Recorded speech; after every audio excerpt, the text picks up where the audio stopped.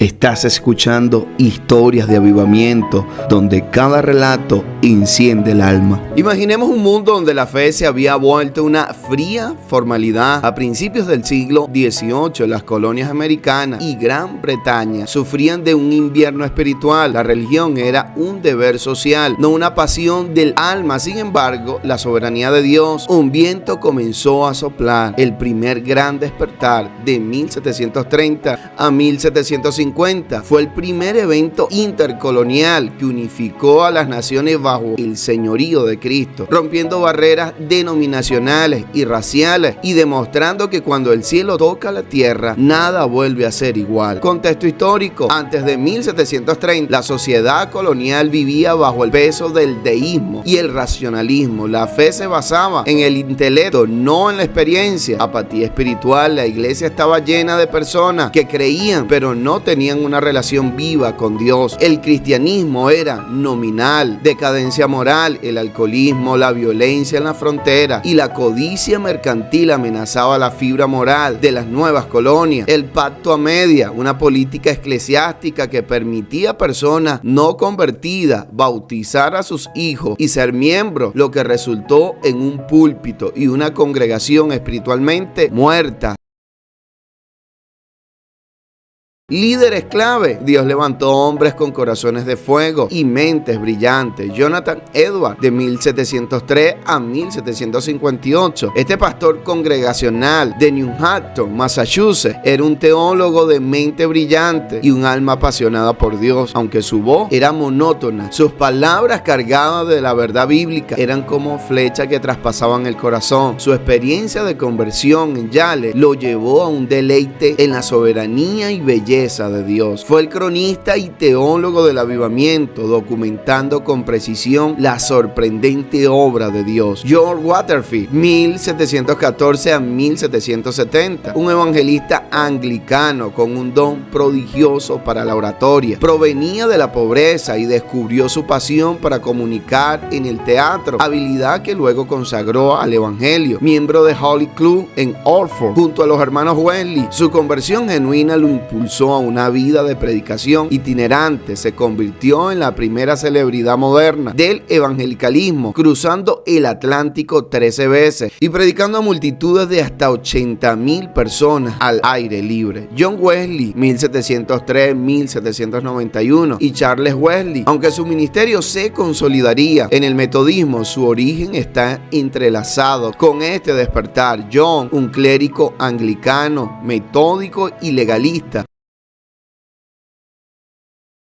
regresó de una misión fallida en Georgia, clamando: fui a América para convertir a los indios, pero oh, ¿quién me convertirá a mí? Su conversión en Aldergast en 1738, donde sintió su corazón extrañamente conmovido, lo catapultó a ser un arquitecto del avivamiento en Inglaterra. O precursores clave. El avivamiento no surgió de la nada. Hombres como Theodore Frelinghuysen, un pastor reformado holandés en Nueva New Jersey, y Gilbert Tennent, un presbiteriano, comenzaron a predicar con celo sobre la necesidad de una conversión genuina en la década de 1720, preparando el terreno. ¿Cómo comenzó el avivamiento? El despertar no comenzó con un gran evento planificado, sino con la predicación fiel y la oración agónica. En 1734, en la congregación de Jonathan Edwards, una serie de muertes repentinas de jóvenes llevó a la comunidad a reflexionar sobre la eternidad. Edwards comenzó a predicar sobre la justificación por la fe y la respuesta fue inmediata. Un espíritu de profunda convicción de pecado cayó sobre el pueblo. En pocos meses, casi toda la ciudad de New Hampton se había convertido. Edward documentó este mover en una narrativa fidedigna del sorprendente trabajo de Dios, un relato que se leyó en ambos lados del Atlántico y avivó la sed del avivamiento en otros pastores.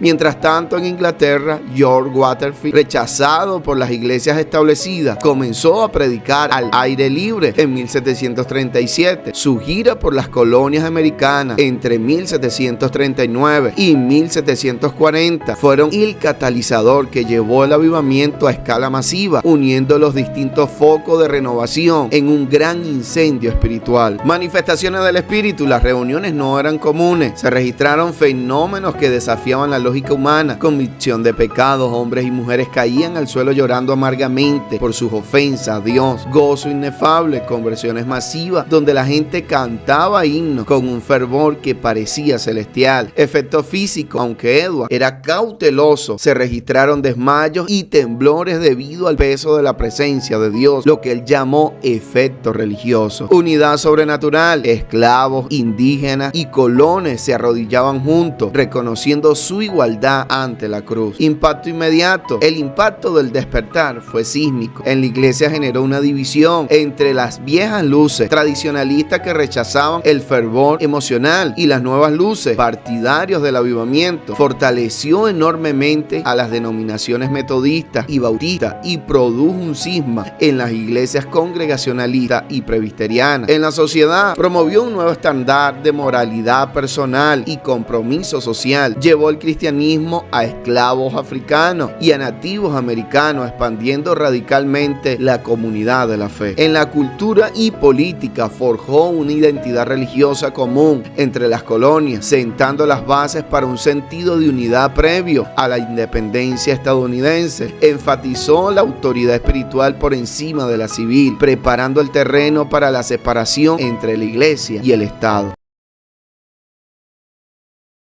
Ligado a largo plazo, el primer gran despertar no terminó en 1750, su semilla germinó en movimientos transformadores. El evangelicalismo moderno marcó el surgimiento del evangelicalismo angloamericano como un movimiento transdenominacional. Misiones Globales inspiró el impulso misionero moderno, ejemplificando en la fundación de la Sociedad Misionera Bautista en 1792. El segundo y tercer gran despertar fue el precursor directo de los grandes avivamientos del siglo XIX, que enfatizaron el reformismo social, abolicionismo y temperancia, y dieron origen a nuevos movimientos como el de la santidad y el pentecostal. Educación dio origen a numerosas universidades y seminarios como Princeton, fundado originalmente para entrenar pastores avivados. Frases históricas: la fidelidad de la criatura consiste en regocijarse en Dios, por lo cual Dios es magnificado y exaltado. Jonathan Edwards. El mundo es mi parroquia. George Waterfield, al ser expulsado de los templos. Testimonio de Benjamin Franklin, aunque escéptico, relató cómo Waterfield podía conmover a una multitud de 30,000 personas en Filadelfia, hasta el punto de que podía escucharse el vuelo de una mosca. Las multitudes eran tan conmovidas que caían al suelo. Algunos lloraban con angustia, otros clamando misericordia.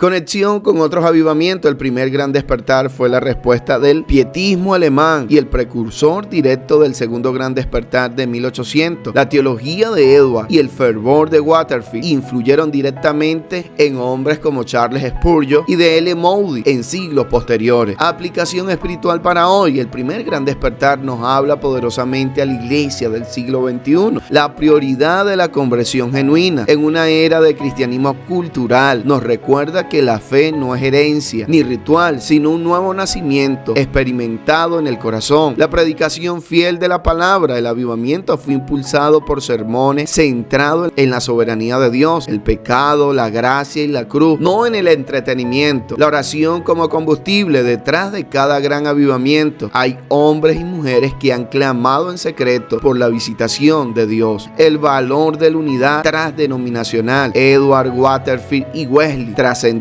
barreras confesionales por la causa del evangelio. Discernimiento espiritual. Edward nos enseña a evaluar los avivamientos no solo por las manifestaciones emocionales, sino por el fruto duradero de santidad y amor en la vida de los convertidos.